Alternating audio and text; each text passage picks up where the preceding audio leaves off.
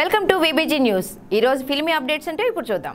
గత కొంతకాలం హిట్ అనేది లేని అల్లరి నరేష్ ప్రస్తుతం సూపర్ స్టార్ మహేష్ బాబు నటిస్తున్న మహర్షి చిత్రంలో కీలక పాత్రలో నటిస్తున్నాడు. వంశీ పైడిపల్లి డైరెక్షన్ లో తెరకెక్కుతున్న ఈ మూవీ మే 9న విడుదల కాబోతోంది. ఈ నేపథ్యంలో ఈ చిత్రం కథ ఇదే అంటూ సోషల్ మీడియాలో హల్చల్ చేస్తోంది. ప్రచారం అవుతున్న కథను చూస్తే మహేష్ బాబు, పూజా హెగ్డే, అల్లరి నరేష్ లు క్లాస్మేట్స్ తో పాటు మంచి స్నేహితులు. కాలేజ్ తరువాత మహేష్ అమెరికా వెళ్లిపోయి బిజినెస్ లో మునిగిపోతాడు.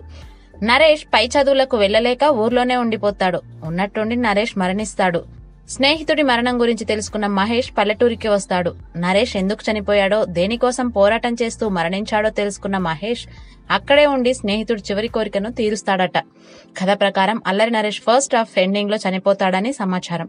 అందుకే ఇందులో అల్లరి నరేష్ కోసం హీరోయిన్ ను తీసుకోలేదట. సెకండ్ హాఫ్ నుంచి కథ చాలా సీరియస్ గా సాగుతుందని అంటున్నారు. మరి ఈ కథ ఎంతవరకు నిజమనేది తెలియదు, కానీ ఒకవేళ నిజమైతే సినిమా సూపర్ హిట్ అవ్వడం ఖాయం.